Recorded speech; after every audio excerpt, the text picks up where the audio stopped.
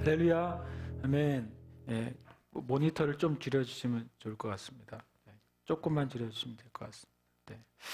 제가 이번 주에도 뭐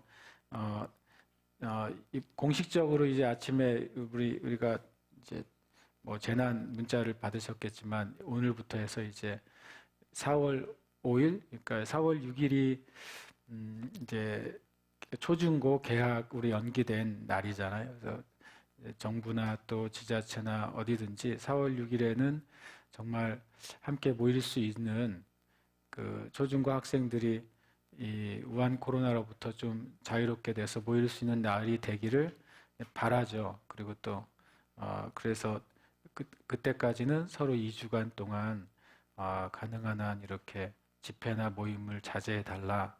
그리고 이제 또 유흥업소, 또 뭐 PC방, 그다음에 또 콕 집어서 또 교회 이렇게 이런 것을 이제 일종의 이제 행정명령 같은 것이 발의가 된 거에 대해서 또 많은 또 교회에 관계된 분들은 또 법적인 것을 아시는 분들은 그렇게 종교의 자유나 집회의 자유를 이렇게 제한하는 것은 헌법에 위배된다, 또 법률에 위배된다.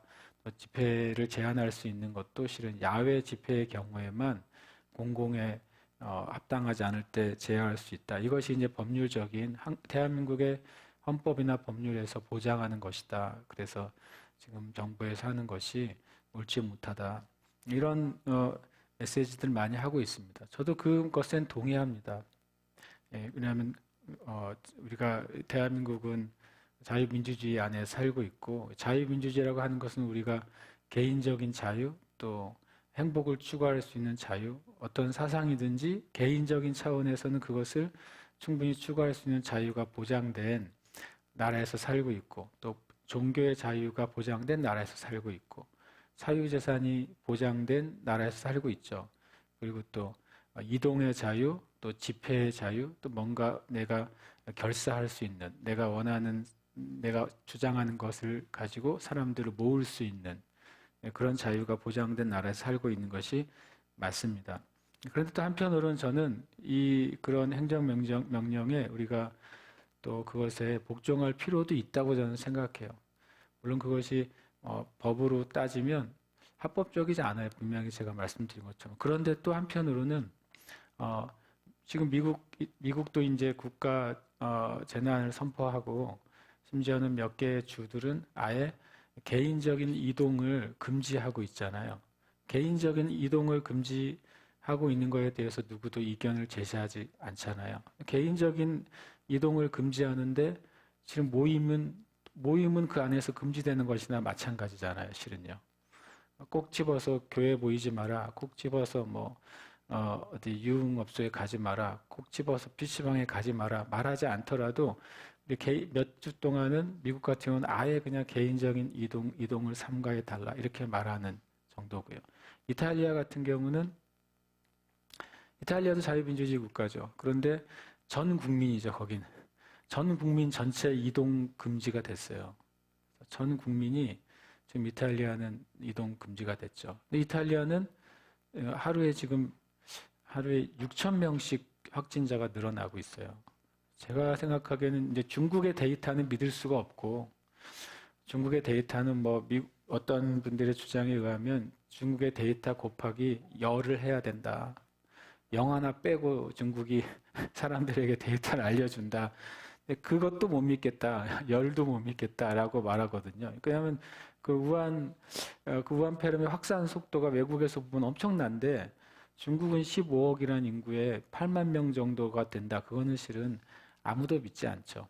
그러나 이제 데이터상으로는 8만 명대에서 지금 머물고 있는데 실은 그런 지금 속도로 보면 이탈리아가 그 데이터상으로는 1위가 될 가능성이 크죠. 하루에 6천 명씩 늘어나는데 지금 벌써 이제 4만 명, 5만 명 돌파를 다 했거든요.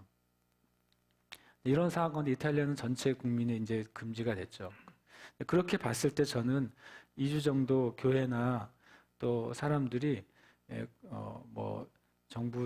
지금의 정부를 지지하느냐, 지지하지 않느냐, 법률적으로 맞냐, 그러냐, 그걸 떠나서 그것은 함께하는 게 좋다고 저는 생각해요. 근데 어떤 분들은 이렇게 얘기하면 굉장히 반대로 되게 친정부적이라 그러고 어떻게 말하면 또 어떻게 목사가 예배 드리는데 목숨을 걸어야지 왜 그렇게 하냐라고 말을 해요. 그래서 제가 참 지금은 엄청나게 이런 것에 대해서 많이 고민할 수 있는 좋은 시간이라고 생각이 들었어요. 지난주에도 한두 가지 말씀드렸는데 오늘도 딱 이런 문제가 이제 교회 안에 발생을 하고 또 뭐 많은 이제 기독교 유튜버들이 또 많은 목사님들이 자기 의견을 얘기하고 있어서 저는 성경 안에서 이것에서 어떻게 말씀하시는지 좀 우리 성도들에게 나눠야 되겠다라는 마음이 들었어요.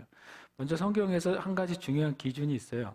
로마서 13장 1절에 보면 각 사람은 위에 있는 권세들에게 복종하라. 권세는 하나님으로부터 나지 않음이 없나니 모든 권세는 다 하나님께서 정하신 바라. 이렇게 되어 있어요. 이 말 자체가 엄청나게 큰 논란이 돼요. 사람마다. 그러면 악한 권세자들, 히틀러나 또는 뭐 김일성이나 뭐 중국의 마오쩌둥이나 이런 공산주의자들, 쿠바의 체 게바라는 너무나도 미화되고 선동돼가지고 선한 사람으로 되어 있는데 공산주의자입니다. 그런데 이제 이런 권세들에도 복종해야 됩니까? 라고 이제 묻는 질문이 생기는 거죠. 예를 들어서 지금의 대한민국의 정부에 대해서 별로 좋아하지 않는 분들은 이 말씀을 보고 그런 내가 좋아하지 않는 정부에 대해서 복종해야 됩니까? 성경적인 답은요, yes예요. 그럼 그 복종의 의미를 알고 yes죠. 그러면 너무 불의하고 하나님이 불의한 자 편에 서거나 불의한 정부나 정권이나 정치인들도 인정하시는 것이냐? 그런 의미가 아니에요. 이 성경에 있는 복종이라는 단어를 한번 복종은 휘포타소라는 실은 헬라어를 사용해요. 복종하고 계속 우리가 혼용해서 쓰면서도 또 자주 쓰는 단어가 있어요. 성경 안에서. 그게 뭐죠? 순종이죠. 순종. 순종은 실은 다른 단어를 쓰고 있어요. 근데 우리는 복종과 순종을 혼용해서 쓰거나 같다고 생각하거나 반대로 생각하는 것이 이제 우리 안에 이제 약간의 혼란이 있어요. 이 위에 로마서 13장 1절에 위에 있는 권세들에게 복종하라. 이것은 분명히 휘포타소를 의미해요. 순종이라고 말할 때는 휘파코스라는 단어를 사용해요. 그러면 휘포타소와 휘파코스, 복종과 순종이 다른 것이냐? 복종과 순종이 다르다면 좀 우리가 생각할 여지가 있는 거죠. 만약 이 두 가지가 같은 뜻이라면 굉장히 이제 어려워지는 것이죠. 복종이라는 뜻은 이제 NIV에서는 서브젝트라고 되어 있어요. 내가 어디에 속해져 있는 거죠. 그런데 그것을 뜻은 종속되다 또는 복종하다, 굴복하다라고 하는 뜻이에요.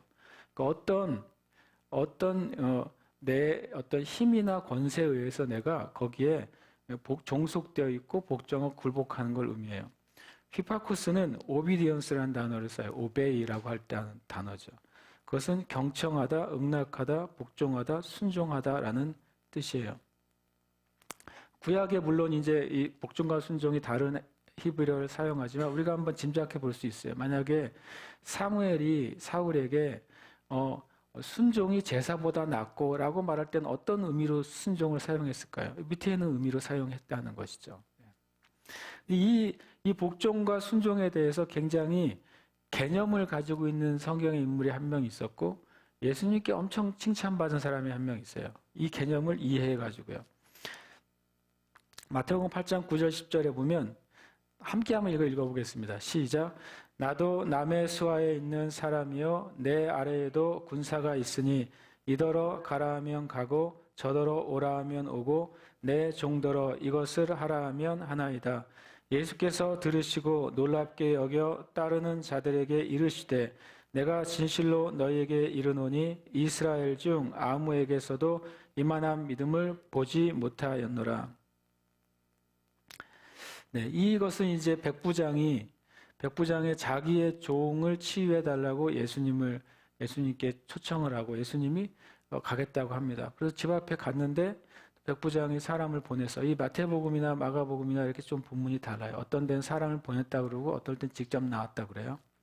근데 와서 뭐라고 말하냐면 나도 남의 수하에 있다. 이 말은 뭐냐면 내 위에 누가 있다는 거예요? 내 위에 권세자가 있다는 거죠. 그리고 내 아래에도 군사가 있다. 이것은 뭐냐면 내 밑에도 누가요? 내가 권세가 되는 자가 있다는 거죠. 그가 보기엔 내가 권세자고 내 위에 있는 사람에게는 내가 보기엔 그가 권세자예요. 그러니까 이 권세에 대한 개념을 가지고 있었어요. 그런데 권세에 대한 개념을 뭐라고 이해했냐면 백부장이 내가 누구 보고 너 가라 그러면 그가 어떻게 한다고요? 간다는 거예요. 그리고 오라 그러면 온다는 거예요. 그래서 종더러 이것을 해라 그러면 한다는 거예요. 예수님이 이걸 보고 깜짝 놀랐다고 표현했어요. 성경에. 이 말은 뭐냐면 이것은 이 권위에 있는 사람이 좋은 사람이냐 안 좋은 사람이냐의 문제가 아니라는 거예요. 그렇죠? 그리고 이 사람이 부드러운 사람이냐 아니면 딱딱한 사람이냐의 문제도 아니라는 거예요. 이것은 뭐예요? 단순히 권세에 대한 개념이에요. 높은 권세에 있는 자는 낮은 권세에 있는 자에게 무엇인가 명령할 수 있는 그 권리가 있는 거예요. 낮은 권세에 있는 사람은 높은 권세 아래 들어가 있다면, 속해 있지 않다면 그럴 필요가 없어요. 그러나 공식적으로 속해 있다면 위에 있는 권세자의 말에 뭐할 필요가 있어요? 복종할 의무가 있는 거예요. 이것은 법적인 의무라는 거예요. 그리고 강제적인 의무라는 거예요. 예수께서 그를 다른 자들에게 뭐라고 말하냐면 내가 진실로 너에게 이르노니 이스라엘 중 아무에게서도 이만한 믿음을 보지 못하였다. 그리고 고쳐주세요. 다시 전에 이 말씀을 한번 보면 우리는 복종은 뭐냐면 법적인 개념이라는 거예요. 근데 순종은 뭐냐면 자발적이라는 거예요. 순종은 자발성과 사랑이 포함되어 있어요. 그리고 복종은 법적인 개념이라면 순종은 진리적인 개념이에요. 그러니까 우리가 만약에 우리가 속한 정부나 정권이 내가 마음에 들든지 마음에 들지 않든지 심지어는 하나님의 기준으로 선하지 않든지 나는 그 정부에 속해 있죠. 나는 대한민국 국민이죠. 그래서 일반적인 대한민국 국민으로서 정부가 명령하는 것에 실은 복종할 의무가 있어요. 그러면 목사님, 정부나 정권에서 교회를 핍박하고 한 것까지도 내가 다 또 심지어는 진리를 복음을 거스르거나 하나님의 뜻에 어그르는 것까지도 내가 복종을 해야 됩니까? 그렇지 않아요. 그때 순종의 개념을 우리가 이해해야 돼요. 우리는 정부나 정권에서 하는 어떤 공식적인 법 절차는 우리는 뭐 할 필요가 있어요? 복종해야 될 의무가 있어요. 그러나 정부나 정권이 하나님을 부인하라거나 성경에 있는 구원에 대한 진리를 명백히 반대하는 것을 우리에게 요구한다거나 또는 반대로 명백히 성경에서 그 많은 죄를 지으라고 요구한다면 우리는 정부에서 가하는 어떤 불이익을 또는 핍박을 감수하고서라도 우리는 누구에게 순종해야 돼요? 하나님과 진리에 순종해야 되는 거예요. 저는 그런 의미에서 지금 중국 우한 코로나 사태로 많은 사람들이 죽고 있고 그리고 또 많은 두려움이 있고 또 사회적인 엄청난 영향을 주고 있어요. 물론 지금의 정부나 정권이 교회나 기독교에 대해서 선한 마음을 갖지 않을 수도 있어요. 이 기회를 이용해서 교회를 한번 컨트롤 해보려고 할 수도 있어요. 그건 하나님에 속해 있어요. 맞아요. 그럴 수 있다고 생각해요. 그런데 이런 것에서 행정명령을 내릴 때 저는 교회가 따를 수 있다고 생각해요. 그것은 뭐에 대한 문제가 아니니까요. 진리에 대한 문제가 아니에요. 그렇잖아요. 예수 믿지 말라고 하는 게 아니에요. 또 어떤 분들은 교회 예배를 간접적으로 금지하는 것은 교회의 신앙을 오히려 훼손하는 것이고 하나님을 대적하는 것이다. 저는 또 그렇게 생각하지 않아요. 믿음이라는 것, 교회라는 것, 예배라고 하는 것은 보이는 것이 아니잖아요. 그럼 믿음은 보이는 게 아니거든요. 그렇죠? 예배는 보이는 게 아니에요. 우리가 가끔 예배를 보이는 거라고 생각하는 게 있어요. 왜냐하면 예수님이 예배를 정의하실 때 예배는 영 안에서, 성령 안에서 드리는 게 예배다. 일단 보이지 않잖아요. 진리 안에서 드리는 게 예배다. 그것도 보이지 않아요. 심지어는 그것이 뭐에 대한 답이었냐면 그 수가성 여인이 어디서 예배해야 하나님 받으십니까? 라고 질문했어요. 어디서는 뭘 말한 거? 장소를 얘기한 거죠. 장소, 어디서 예배해야 주님이 받으세요? 주님 우한 코로나가 이렇게 돌아다니는데 주님 교회에 그래도 우리가 생명을 걸고 주님 앞에, 아이고 멋있는 말인데 생명을 걸고서 모여서 예배 드리다 우한폐렴에 걸려 죽어도 나는 구원 받으니까 모여서 예배 드려야 됩니까? 어디서죠? 어디서? 만약 그렇게 생각하는 목회자나 성도들은 교회에 못 오면은 그날 그 주의 예배는 못 드린 거예요. 하나님께 죄가 되는 거죠. 주님이 어디서라는 질문에 뭐라고 말했냐면 어디서가 아니라 때를 얘기해요. 영과 진리로 예배할 때가 올 것이다. 그 때는 뭐예요? 정말 뭐를 다 잡아먹어요? 장소와 환경을 잡아먹는 거예요. 장소가 없어도 되는 거예요, 때는. 밤에도 되고 낮에도 되는 거예요. Everyday, everytime 이때죠. 주님은 네가 성령 안에 있으면, 네가 진리 안에 있으면 하나님이 그 예배를 받으신다는 거예요. 그것이 어느 장소이든, 한 명이 예배 드리든, 만 명이 예배 드리든, 한 장소에서 예배 드리든, 갈기갈기 흩어져서 따로따로 예배 드리든, 주님이 분명히 답을 그렇게 주셨다고 저는 믿어요. 그래서 또 그렇게 생각하지 않는 분들이 있을 수 있지만, 저는 그렇게 믿어요. 그래서 우리 형제 자매님들에게, 우리 교회 세예루살렘 경외 자매님들에게 저는 그런 생각을 가지고 있는 목사라는 사실을 저는 나누고 싶었어요. 어떤 영적인 문제에 있어서 제가 중간에 회색지대에 서고 싶지는 않아요. 그러나 또 우리가 하나님의 뜻 안에서 우리가 또 복종과 순종에 대해서 이해하면서 주님께 나아가고 싶어요. 만약에 우리나라의 정부나 정권이 이 예배와 관계돼서 예배 성경적이지 않은 가지고 얘기한다면 저는 문제가 없는데 성경적인 예배의 어떤 요소를 건드린다면 그럼 저는 어떻게 하겠어요? 그건 하나님께 순종해야죠.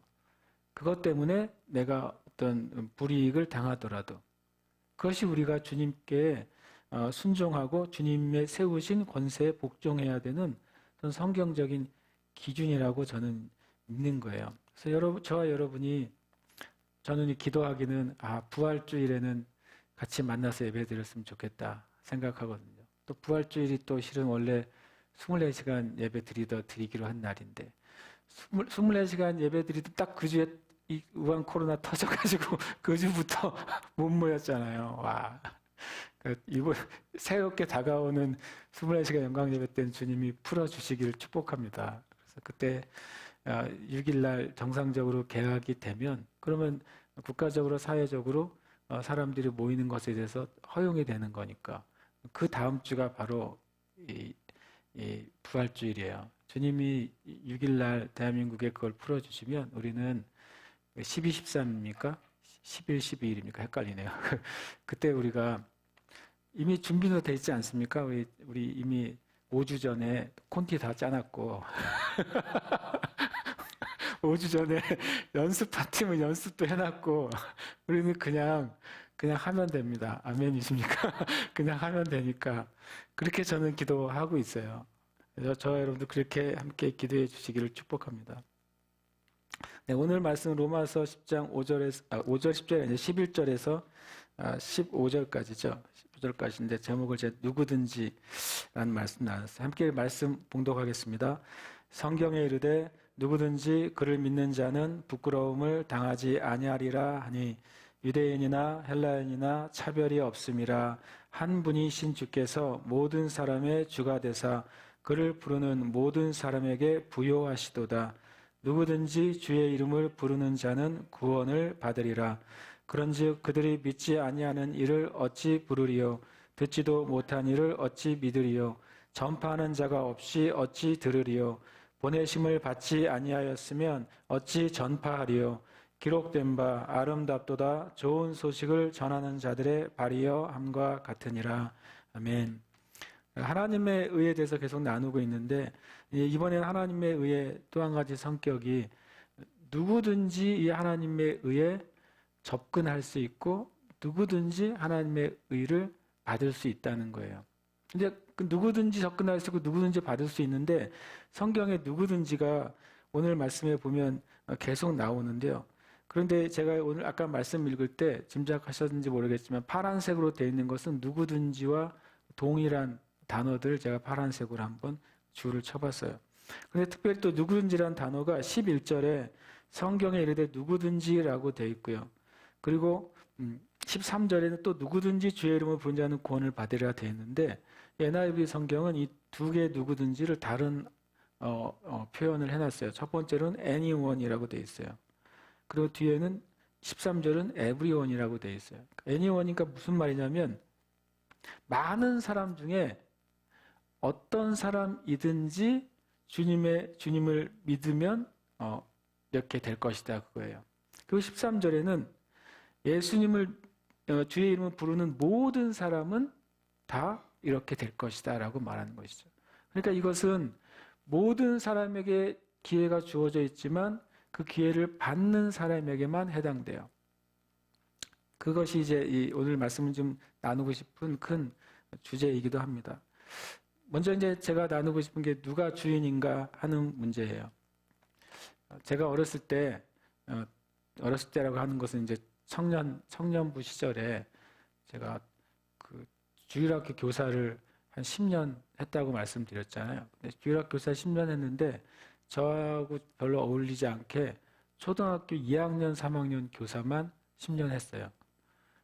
꼭 거기를 하려고 했던 건 아닌데 어쨌든 뭐 밀려서 그랬는지 교사 신청을 했는데 처음에 2학년 교사를 했고 그 다음에 또 3학년 계속 2학년, 3학년 계속 2학년, 3학년만 신기하게 제가 교사를 주일학교 교사를 10년을 했어요. 그러다 보니까 이제 아이들한테 이제 처음에는 공학 공부도 하고 또 하다 보니까 이제 제가 설교도 하고 그때 교사진만 설교도 하고 그랬거든요.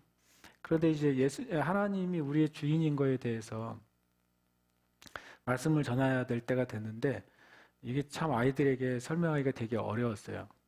그래서 제가 그 아이들에게 정말 옛날 이야기죠. 아주 옛날에 제가 별로 지혜와 지식이 없던 때 만들었던 이야기예요. 그러니까 오늘 여러분에게 들려고 그러니까 조금 이야기가 어설퍼도 이거는 목사님이 아주 어렸을 때 30년 전에 만든 이야기구나 생각하시고 들으시면 좋겠어요.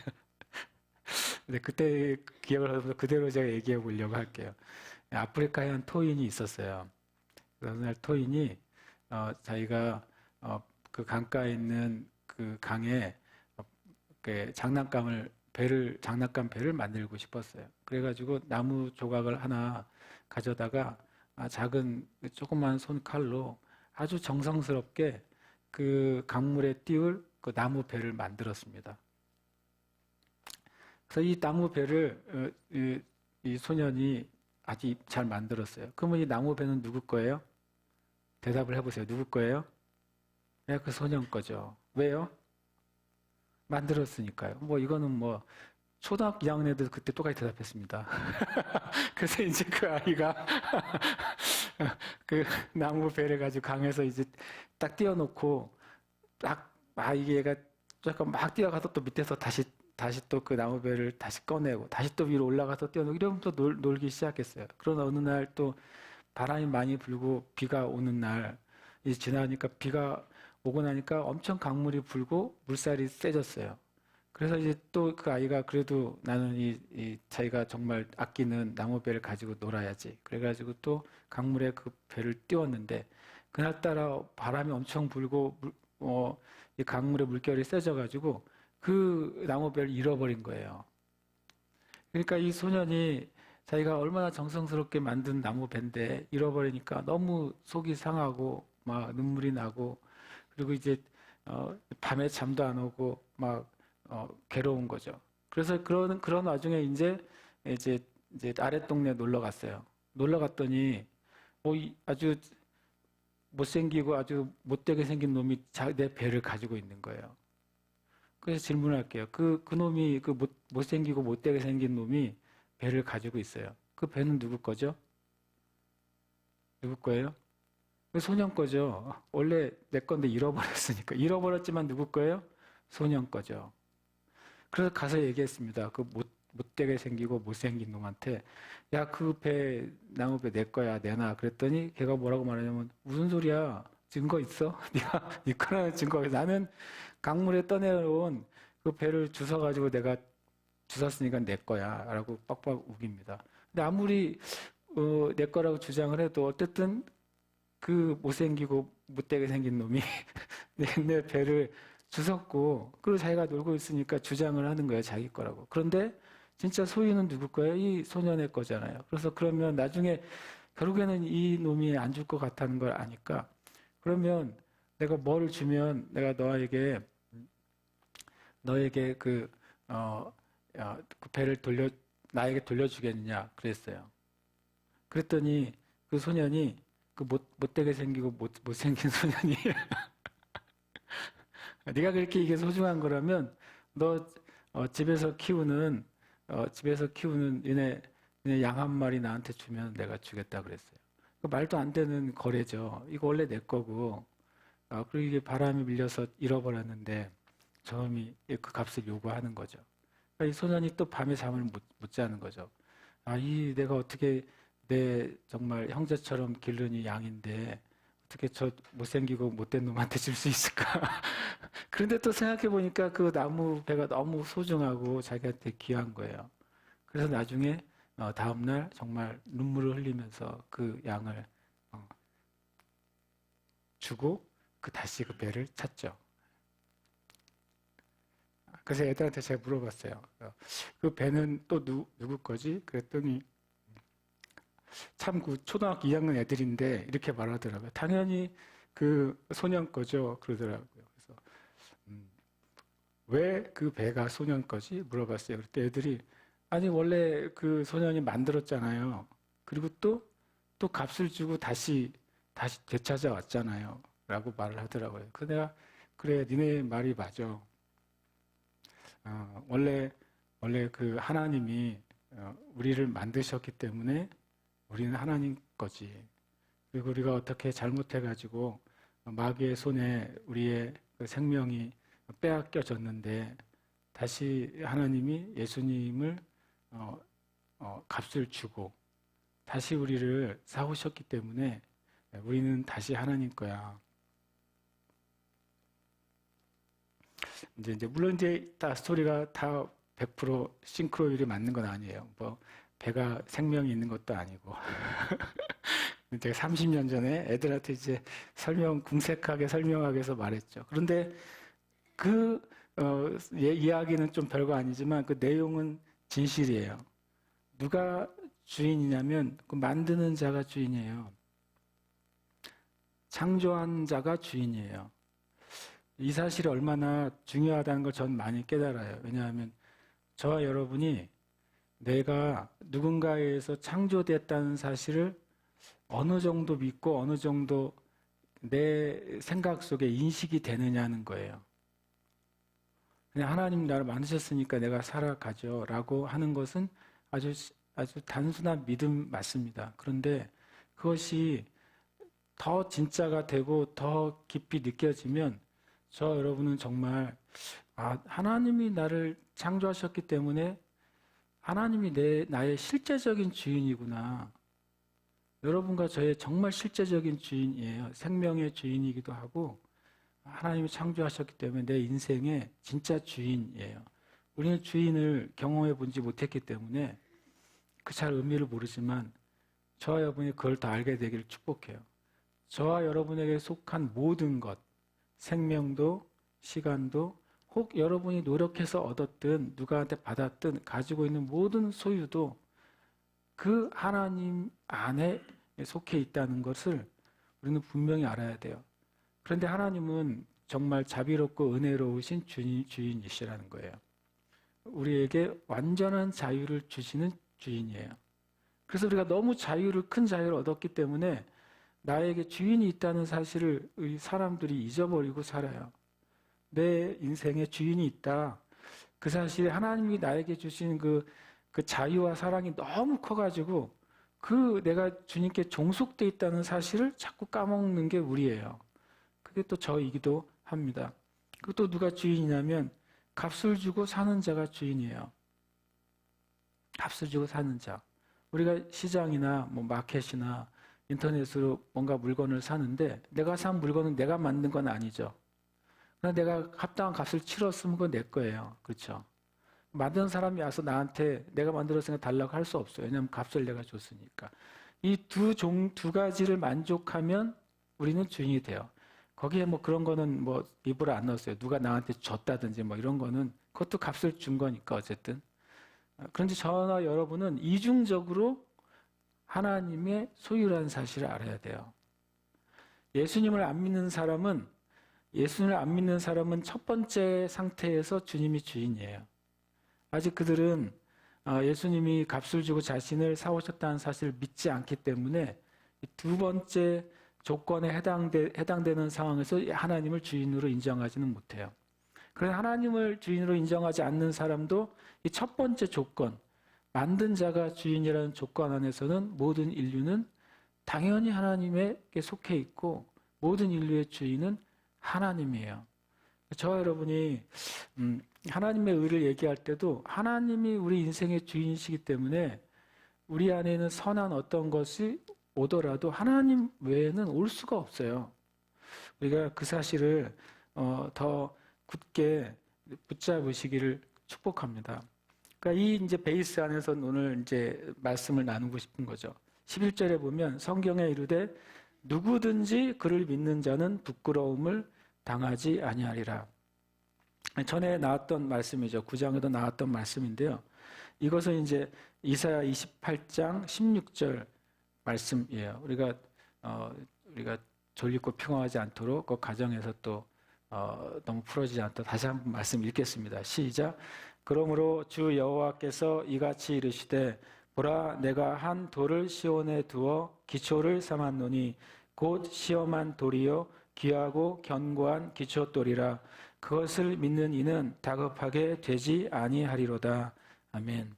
우리가 이제 로마서 10장 11절은 부끄러움을 당하지 않을 것이다 라고 인용을 했는데 그런데 여기 이사야 28장 16절은 원래 어려운 뭐냐면 다급하지 않을 것이다 이렇게 말씀하고 있어요. 그러니까 부끄러움은 not to shame이에요. 실제로 부끄럽게 되지 않을 것이다. 어느 때예요?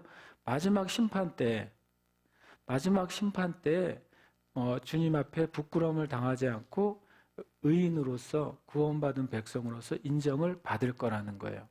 그리고 또 누군지 예수님을 믿는 사람은 의롭게 될 것이다 라고 하는 거죠. 그런데 이사야서 28장 16절에는 원래 그 말씀은 다급하게 되지 않을 거라고 표현이 돼 있어요. 굉장히 독특한 표현이에요. 그런데 다급하게 되지 않은 표현이요.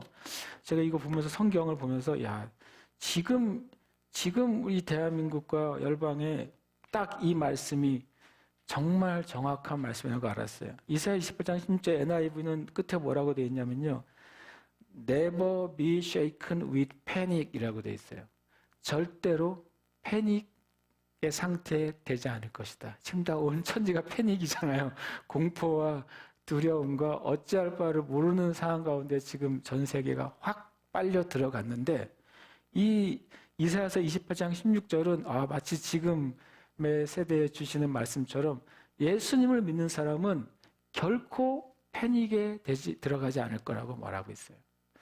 아멘이십니까? 저 여러분이 뭐 중국에서 우한 코로나가 나오든 중국에서 또 뭐 다른 뭐가 나와도 우리가 주님을 믿을 때에만 우리의 심령이 두려움과 공포에 빠지지 않을 수 있습니다.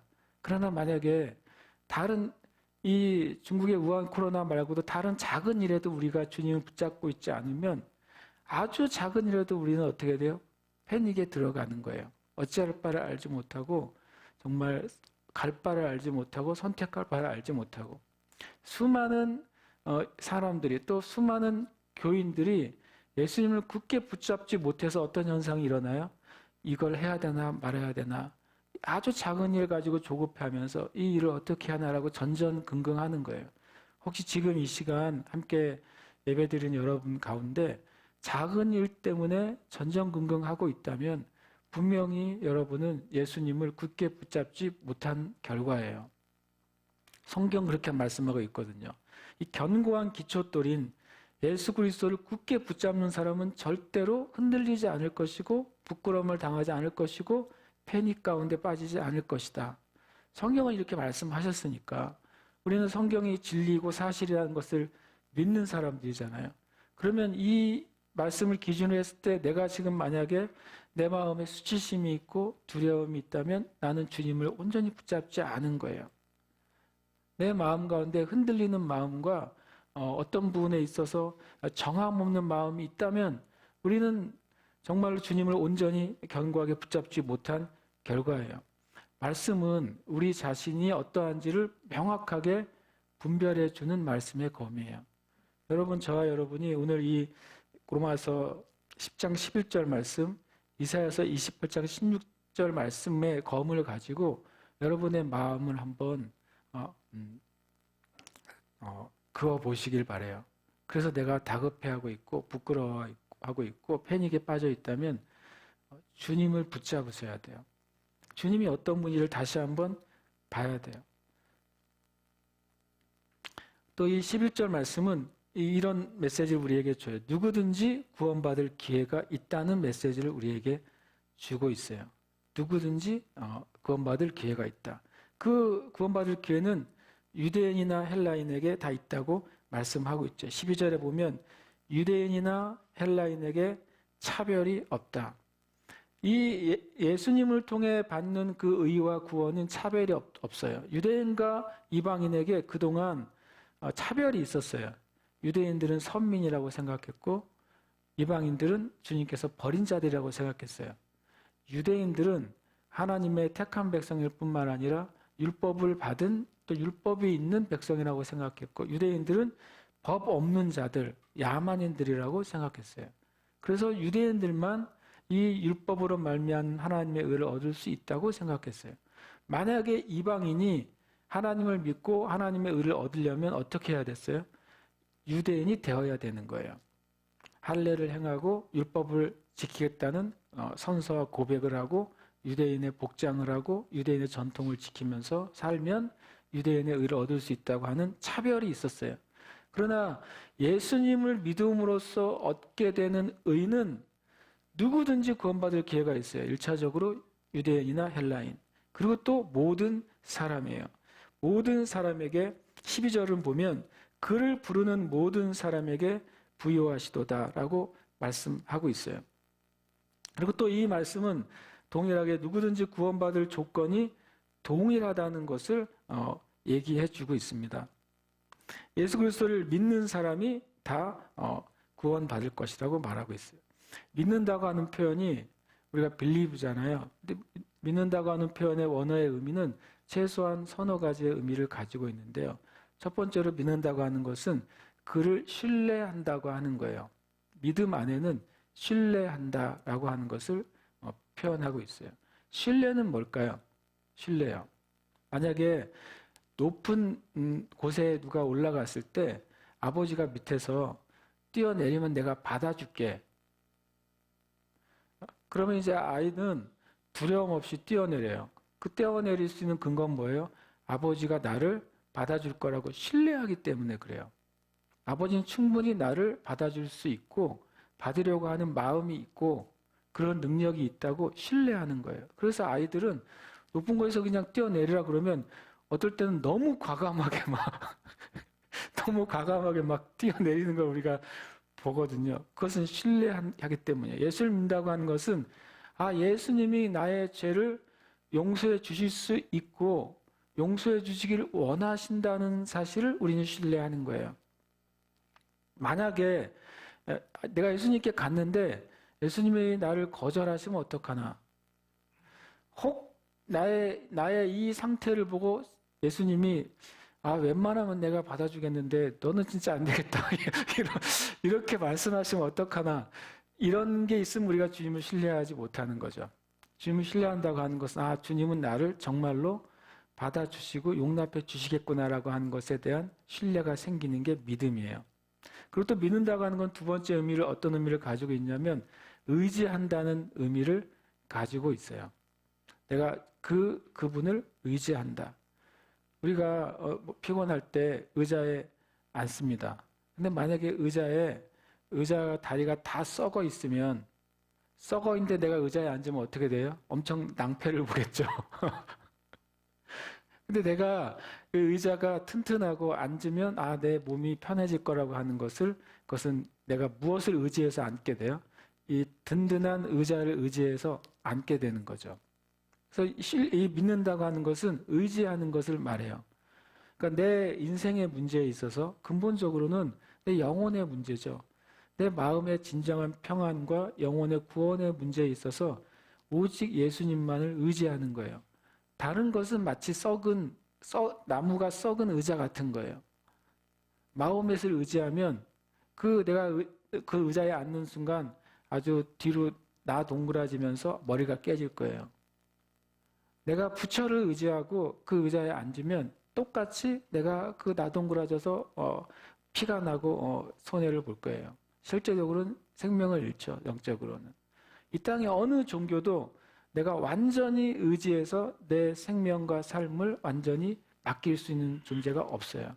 그래서 내가 예수님을 믿는다고 하는 것은 여러분과 여러분의 삶의 영적 생명 또 육적인 생명에 있어서 주님을 의지하는 것을 말하는 거예요.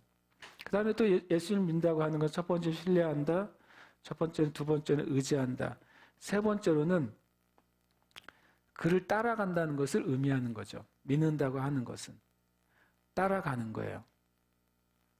그와 함께 계속 따라가는 것을 믿는다고 말합니다. 그와 함께하고 따라간다는 것에 대한 것을 제일 잘 보여주는 인물이 성경적으로는 바로 에녹이에요. 그가 365년 동안 하나님과 동행하더니 그랬어요. 동행이라는 표현하고 이 믿음이 같은 의미예요. 저와 여러분 예수님을 믿는다고 하는 것은 예수님이 말씀하시는 방식을 내가 따라가는 거예요. 예수님이 행동하시는 방식을 내가 따라가는 거예요. 그게 믿는다고 하는 거예요. 저 여러분이 누구든지 구원받을 조건은 동일한데 예수님을 완전히 신뢰하고 예수님을 온전히 의지하고 내가 주님을 따라가겠다고 결정하는 게 믿는다는 거예요. 그건 참 정말 놀라운 일이죠. 왜냐하면 이것은 행위의 개념이 아니거든요. 우리의 마음의 태도의 개념이에요. 그렇게 하기 시작할 때 주님이 우리에게 의와 구원을 주시겠다고 말씀하세요. 12절 다시 보면 유대인이나 헬라인이나 차별이 없어요. 저는 이 한글 성경을 너무 혼자서 깊이 읽어가지고 이 12절을 엉뚱하게 읽은 적이 한 번 있어요. 어떻게 읽었냐면요. 유대인이나 헬라인이나 차별이 없음이라고 말한 그분이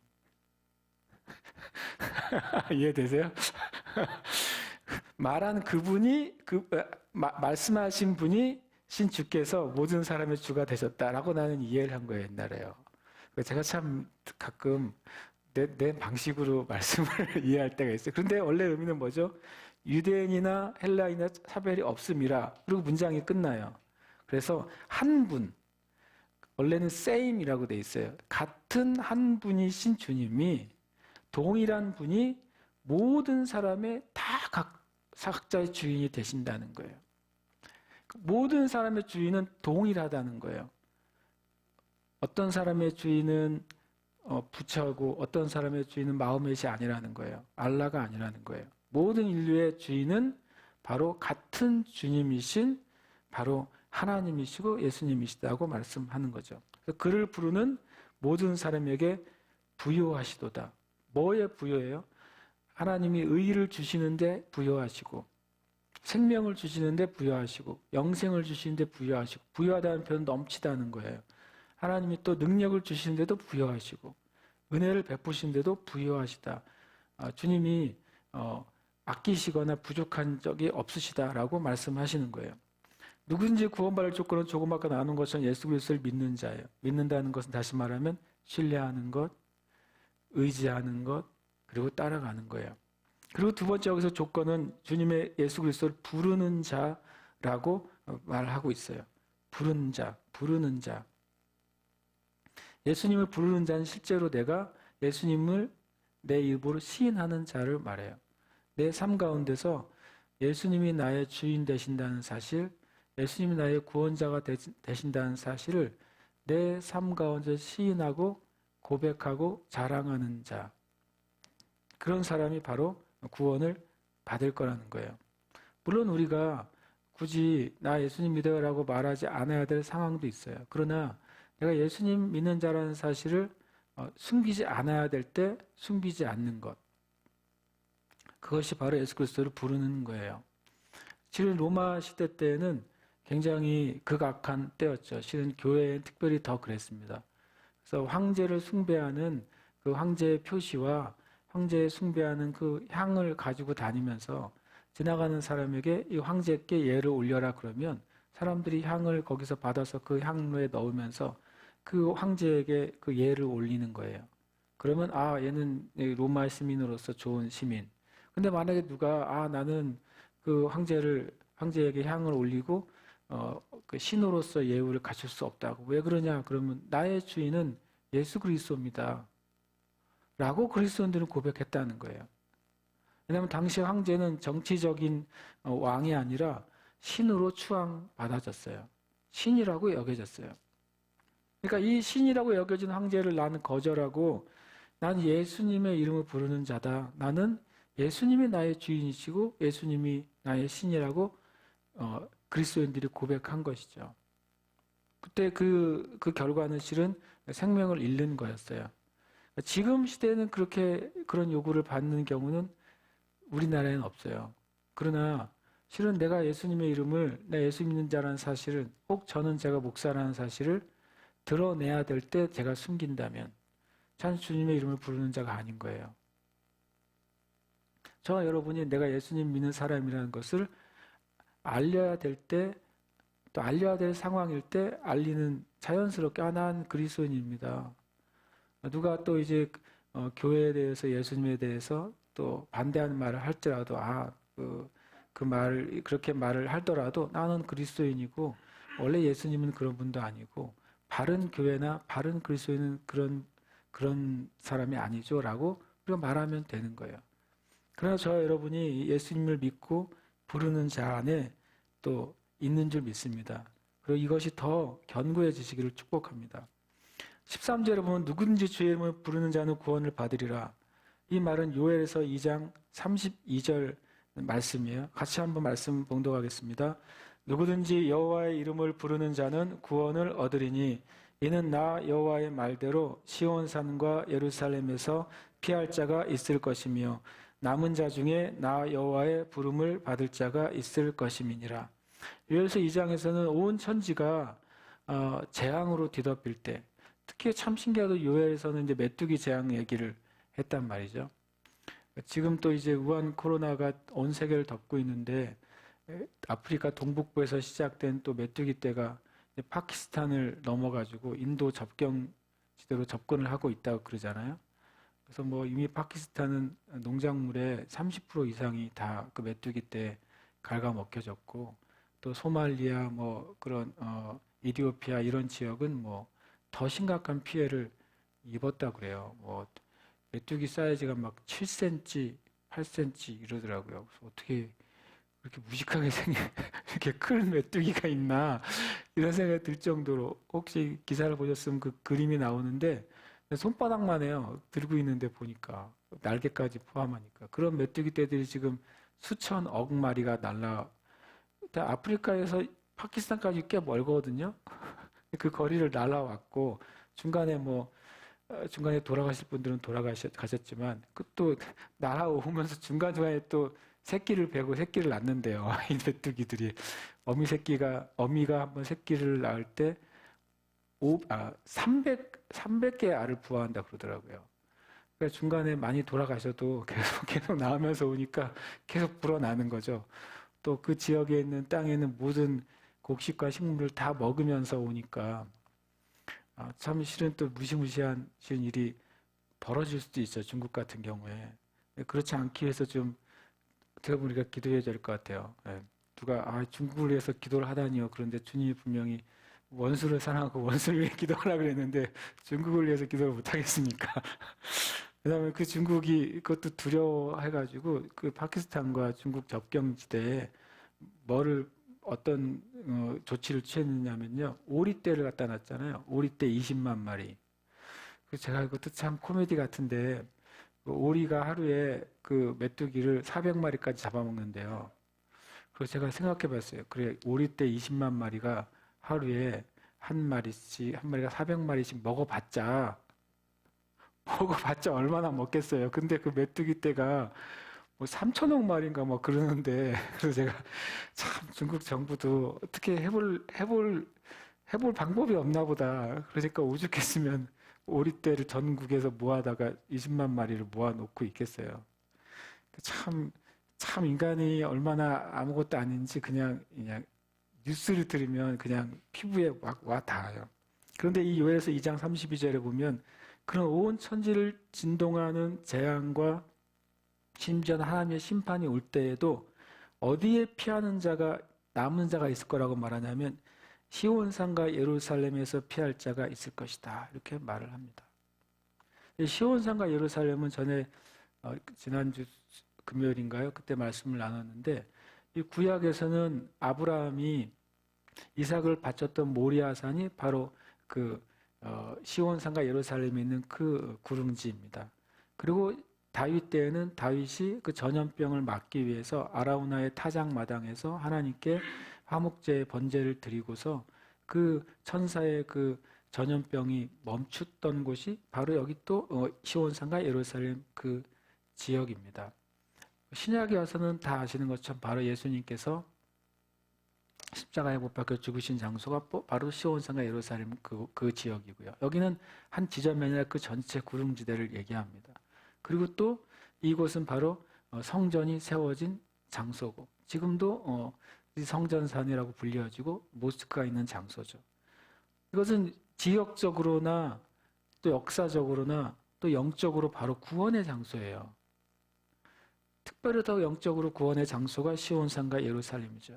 결국에는 어떤 재앙이 있든 또 어떤 심판이 있든 시온산과 예루살렘에서 피하는 자, 바로 예수 그리스도의 은혜 안에 피하는 자가 바로 남는 자가 되고 그가 구원받는 자가 되고 그가 이기는 자가 될 것이다 라고 주님이 말씀하시는 거예요. 정말 우리가 얻을 수 있는 하나님으로부터 죄사함과 의롭다고 하는 그런 선언은 오직 예수님 안에 우리가 피할 때만 가능하다는 걸 다시 한번 말씀해 주고 있어요.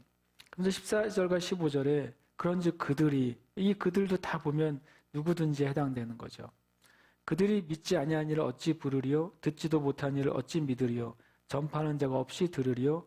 본행을 받지 아니하였으면 어찌 전파하리요? 기록된 바 아름답도다. 좋은 소식을 전하는 자들의 발이여함과 같으니라. 이 말씀도 또 이사야 52장 7절 말씀을 인용했어요. 근데 제가 이사야 50장 7절을 보면 좋은 소식을 전하며 평화를 공포하며 복된 좋은 소식을 가져오며 구원을 공포하며 시온을 향하여 이르기를 내 하나님이 통치하신다 하는 자들의 산을 넘는 발이 어찌 그리 아름다운가. 제가 파란색으로 해놓은 것은 다 쉽게 말하면 다른 단어지만 다 같은 의미인 거예요. 좋은 소식은 뭐냐면 바로 복된 소식이에요. 그렇죠? 그리고 이 좋은 소식이 전해질 때 뭐가 선포되는 거예요? 구원이 선포되는 거예요. 그러면 구원받는다고 하는 게 무슨 뜻이냐? 놀랍게도 하나님이 통치하신다라는 것 같은 뜻이에요. 누군가가 누구에게 어느 땅에 좋은 소식을 전합니다. 그 좋은 소식은 듣는 사람에게 복된 소식이에요. 그러면 듣는 사람에게 어떤 것이 복된 소식인가? 바로 구원의 소식이 복된 소식이죠. 그러면 그 구원의 복된 좋은 소식을 받은 사람에게 일어나는 일은 뭐예요? 하나님의 통치가 임하는 거예요. 하나님의 통치가 임하니까 그 사람에게 있는 죄와 악이 제거되는 것이고 하나님의 통치가 임하니까 그 좋은 복된 구원의 소식을 받은 지역이 바뀌어지는 것이고 또 하나님의 통치가 임하니까 마귀의 모든 일들이 쫓겨나가는 거죠. 예수님께서 이 땅에 하나님의 나라를 가지고 내려오셨어요. 그분이 하나님의 통치를 가지고 내려오신 것이고 하나님의 구원을 가지고 내려오신 것이고 우리에게 진짜 인류에게 복이 되는 소식을 가지고 내려오신 것이고 좋은 소식을 가지고 내려온 거예요. 좋은 소식, 복된 소식, 구원, 하나님의 통치 이걸 한 단어로 요즘 뭐라고 말해요? 복음이라고 하는 거예요. 그게 복음이에요. 그리고 원어도 같아요. 유앙겔리조라는 단어를 써요. 복음, 유앙겔리온, 유앙겔리조. 이게 신기하게도 이게 만화의 제목이 되고 마귀가 사용하는데 유앙겔리조는 유 플러스 앙겔리조라는 그 단어가 합쳐졌어요. 유는 뭐냐면 좋다는 소리예요. 그리고 앙겔리조는 뭐냐면 천사라는 뜻이에요. 여러분 뉴엔젤레스 LA가 뭐예요? LA를 뭐라고 그러죠? 로스앤젤레스죠. 뉴엔젤레스. 로스앤젤레스. 엔젤레스가 실은 천사라는 뜻이에요. 필리핀에도 그런 도시들이 계속 있어요. 그런 게 다 천사라는 뜻이에요. 그러니까 좋은 천사. 성경에서 좋은 천사가 누가 있어요? 가브리엘이잖아요. 가브리엘이 항상 가져오는 소식은 어떤 소식이에요? 항상 굿뉴스예요. 가브리엘이 가지고 오는 소식은 하나님으로부터 오는 굿뉴스를 가지고 와요. 그래서 이 복음은 하늘에서 우리에게 오는 복된 소식을 복음이라고 하는 거예요. 그 복된 소식의 내용은 바로 구원이고 하나님이 통치하신다라고 하는 선포예요. 그러니까 저와 여러분이 그 복음 안에 있는 것이죠. 그럼 어떻게 이런 일이 일어날 수 있을까 하는 거예요. 어떻게 누구든지 또 모든 사람에게 또 제한 없이 차별 없이 그 구원과 의가 주어질 수 있는가? 어떤 방식으로 일어나는가? 아주 심플해요. 아까 14절 15절에 보면 하나님이 우리를 부르시고 보내신다는 거예요. 제가 원래 누군가를라고 썼다가 우리라고 말해야 될 것 같아요. 우리 같이 한번 이걸 같이 한번 고백해 볼까요? 시작. 하나님이 우리를 부르시고 보내신다. 아멘.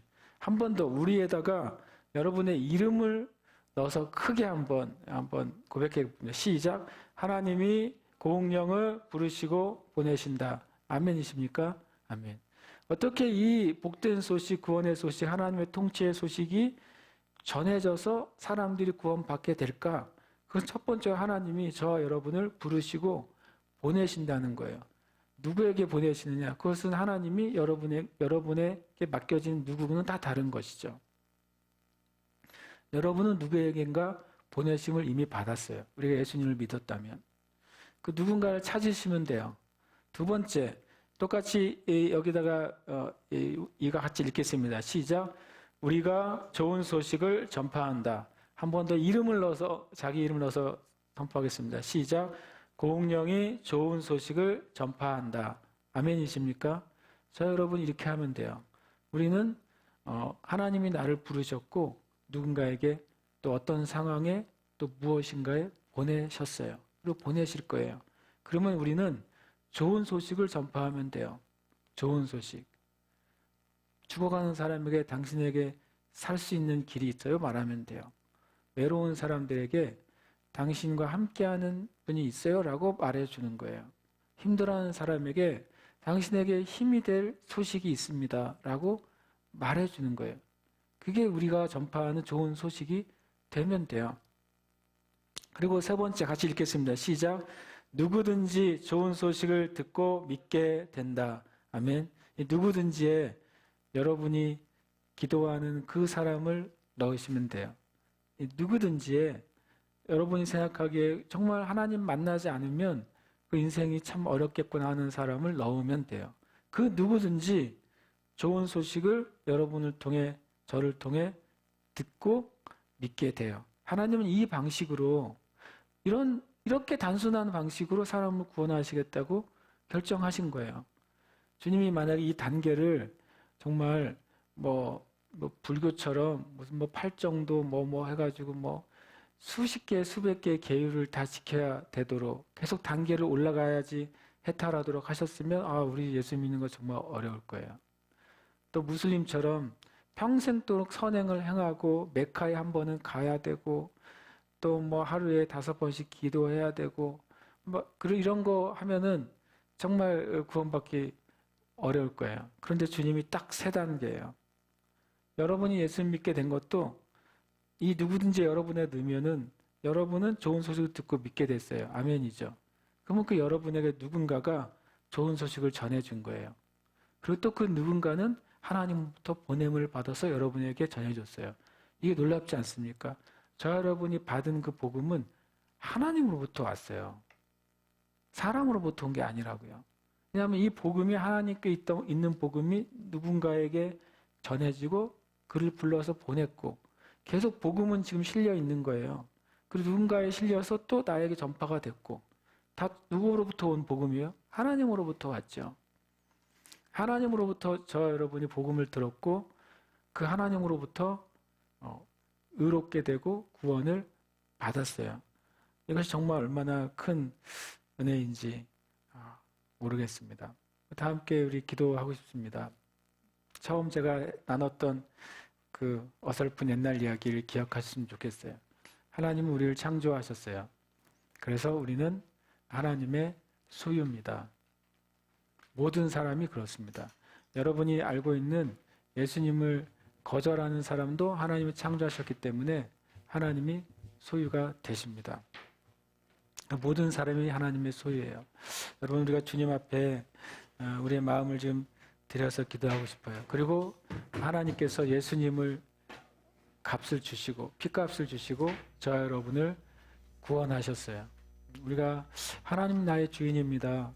하나님 나의 생명의 주인이시고 내 인생의 주인이시고 내 시간의 주인이시고 나의 모든 가지고 있는 나의 모든 소유의 주인이십니다. 하나님이 내 아내의 주인이시고 내 남편의 주인이십니다. 하나님이 내 부모님의 주인이시고 내 자녀의 주인이십니다. 하나님이 내 인생의 계획의 주인이십니다. 내가 계획하고 있는 것, 또 내가 꿈꾸는 것의 주인이 바로 하나님이십니다. 여러분 주님 앞에 좀 구체적으로 주님이 나의 주인이신 것을 고백하시길 축복합니다. 함께 이 시간 기도하십시다. 아버지 하나님 주님을 찬양합니다.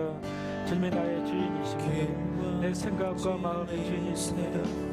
오 주님 이스카오라바라 예세레데아바라바라바스 하나님 주님 나를 값주고 사셨고 다시 제가 주님의 소유가 된 것을 인해 감사합니다. 제가 마귀의 손아귀에 있지 아니하고 하나님의 손아귀에 있음을 인하여 감사합니다. 하나님 아버지 은혜를 베풀어 주시옵소서. 하나님의 내 삶에 내 인생에 나의 시간에 나의 소유에 나의 미래에 주인 되심을 정말 알게 해주시옵소서. 내가 얻은 의, 내가 얻은 생명, 내가 얻은 죄사함, 내가 얻은 구원과 영생이 놀랍게도 나의 주인이신 하나님으로부터 왔다는 사실을 기억하게 해주시고 붙잡게 해주시고 더 믿게 해주시고 바로 살아가도록 축복하시고 주님 은혜 내려 주시옵소서. 성령 하나님 구합니다. 지금 이 시간 하나님이 하나님 되심을 깨닫게 해주시옵소서. 지금 이 시간 하나님의 내 삶의 주인 되심을 깨닫게 해주시옵소서. 지금 이 시간 내 삶을 주님께 드려오니 지금 이 시간 다시 한번 나의 주인 되심을 선포합니다. 주님 우리가 지금 이 시간 선포할 때 내 안에 있는 어둠이 이 선포를 들을 것이며 내 안에 있는 연약함이 이 선포를 들을 것이며 내 삶과 상황 가운데서 역사하는 마귀가 나의 선포를 들을 것입니다. 그래서 주님 마귀도 이 세상도 그때 어떤 것도 하나님의 소유물을 손댈 수 없을 것을 선포합니다. 하나님의 소유물을 누구도 빼앗아갈 수 없으며 가장 힘센 자, 가장 능력 있는 자, 가장 높으신 주인의 그 소유물인 우리 한 사람 한 사람을 이 세상의 어둠의 어떤 것도 하나님은 손대지 못할 것을 인하여 감사합니다. 주님께서 분명히 나를 믿는 자는 이라고 말씀하시고 그 모니터라도 상하지 아니하리라 말씀하셨습니다. 하나님 시간 구하오니 새 예루살렘 교회와 그 교회에 속한 모든 자매들과 이 시간 함께 예배하는 모든 자매들이 주님의 소유인 것을 선포합니다. 그러므로 어둠도 세상도 마귀도 우리 자신 안에는 더러운 정욕도 하나님의 주인 되신 소유물을 손대지 못할 것을 선포합니다. 하나님과 이 안에 믿음 안에 서게 해주시고 이 고백 안에 서게 해주시고 이 진리 안에 서게 하여 주시옵소서. 그래서 결코 흔들리지 않을 믿음으로 주 앞에 앞에 서 있을 수 있도록 주여 은혜를 베풀어 주시옵소서. 세상은 변하고 흔들립니다. 수많은 재앙과 또 수많은 일들이 일어납니다. 우리가 감당할 수 있고 감당할 수 없는 수많은 일들이 일어납니다. 하나님, 그럴 때라도 주님 시온산과 예루살렘에 세워주신 그 믿음의 반석, 흔들리지 않는 믿음의 반석, 생명의 반석이신 예수 그리스도를 온전히 의지합니다. 우리가 온전히 예수 그리스도를 의지할 때에 어떤 환란이나 핍박이나 공고나 세상의 어떤 것이라도 우리가 하나님과의 사랑을 끊을 수 없는 걸 다시 한번 고백합니다. 주님을 찬양합니다. 주님 경배합니다. 주님께 온 영광과 찬양 올려드립니다. 아멘. 주님 감사합니다. 주님 감사합니다. 주님 감사드립니다. 찬양합니다. 아멘.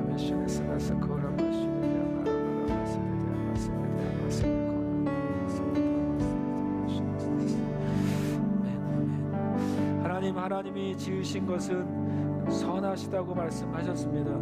하나님의 목적이 완전하시다고 말씀하셨습니다. 하나님의 계획은 온전하시다고 말씀하셨습니다. 우리가 하나님 뜻대로 부르심을 입은 자, 하나님을 사랑하는 그 모든 사람에게는 우리의 삶의 모든 환경과 상황과 주님 우리 자신의 모습에도 불구하고 이 모든 것이 합력하여 하나님의 선한 목적, 하나님의 선한 계획, 하나님의 선한 열매를 향해 가고 있음을 믿습니다. 하나님, 우리 자신에게나 하나님 이 땅의 교회들에게나 이 대한민국과 대한민국의 정부나 정권에게나 주님 모든 것이 우리가 주님을 온전히 의지할 때 그것이 하나님의 계획과 목적 안에서 온전하게 될 것을 믿습니다.